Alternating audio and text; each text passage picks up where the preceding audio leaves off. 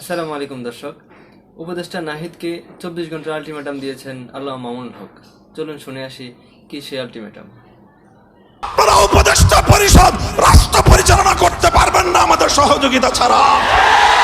আমার এই বক্তব্যের 24 ঘন্টার মধ্যে যদি আপনারা কোনো ব্যবস্থা গ্রহণ না করেন, আমরা আপনাদের বিরুদ্ধে ব্যবস্থা গ্রহণ করতে বাধ্য হব। এই তথ্য উপদেষ্টা নাহিদ সাহেবকে সতর্ক করি। আমি তার দৃষ্টি আকর্ষণ করে বলতে চাই, মামুনুল হককে চিনেন না? আজকে ফ্যাসিবাদ বিলোপ হওয়ার 1.5 মাসের মাথায় আমার বিরুদ্ধে অনলাইনে ফেসবুক কর্তৃপক্ষ সহ ইউটিউব কর্তৃপক্ষ সহ অঘোষিত নিষেধাজ্ঞা জারি করে রেখেছে।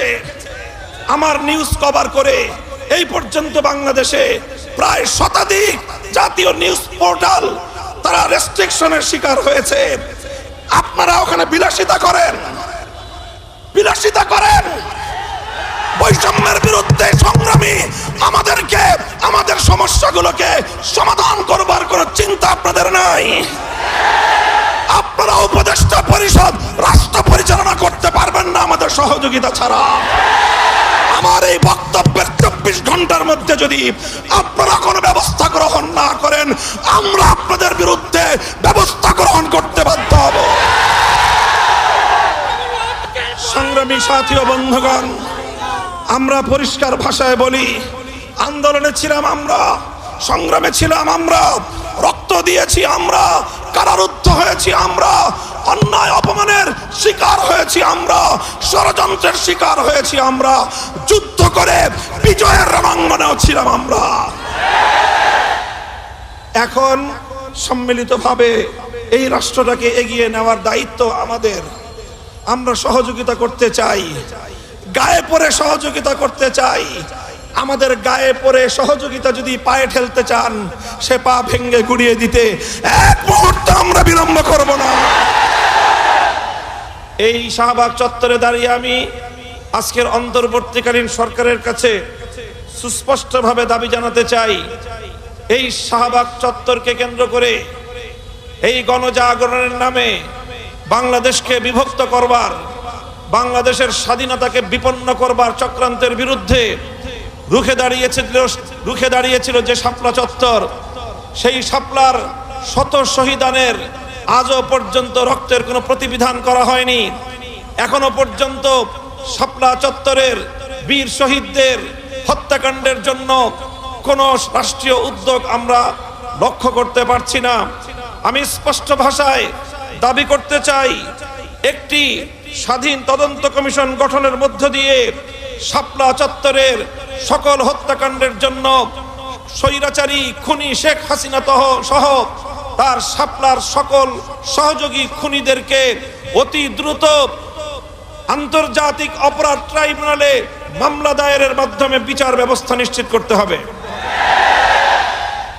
আমি ঢাকা বিশ্ববিদ্যালয়ের এই প্রবেশদ্বারে দাঁড়িয়ে স্মরণ করতে চাই নবাব স্যার সলিমুল্লাহদেরকে, যাদের ত্যাগ এবং অনুদানের ভিত্তিতে প্রতিষ্ঠিত হয়েছিল এই ঢাকা বিশ্ববিদ্যালয়। ঢাকা বিশ্ববিদ্যালয় কর্তৃপক্ষের কাছে আমাদের দাবি থাকবে, আমরা আর আবেদন করছি না, এখন থেকে আমরা দাবি করছি, আপনারা আমাদের দাবিগুলোকে কিভাবে মূল্যায়ন করেন আগামী দিনে সেটা আমরা পর্যালোচনা করব। আমরাও মূল্যায়ন করে আগামীর পদক্ষেপ এবং আমাদের কর্মসূচি আমরা নির্ধারণ করব।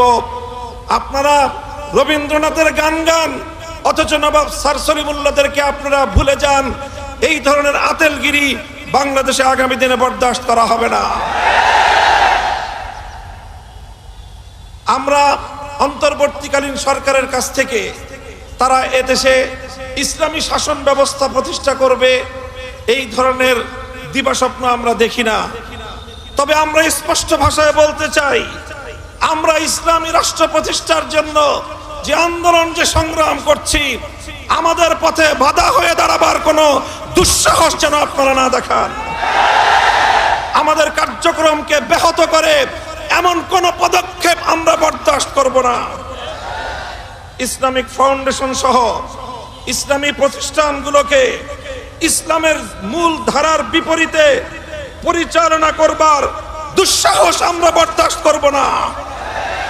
আমাদের একজন প্রতিনিধি রয়েছেন, ধর্ম উপদেষ্টা, ধর্মীয় সকল প্রতিষ্ঠানগুলোতে তার উপদেশ, তার দিক নির্দেশনার আলোকে পরিচালিত হবে।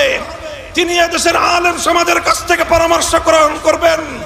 তার পরামর্শের ভিত্তিতে যদি ইসলামী অঙ্গনগুলোকে পরিচালনা করবার ক্ষেত্রে যে কেউ অন্তরায় হয় বলে আমরা প্রমাণ পাই, আমরা রাজপথে যে কোনো মূল্যে সেটাকে প্রতিহত করবো ইনশাআল্লাহ।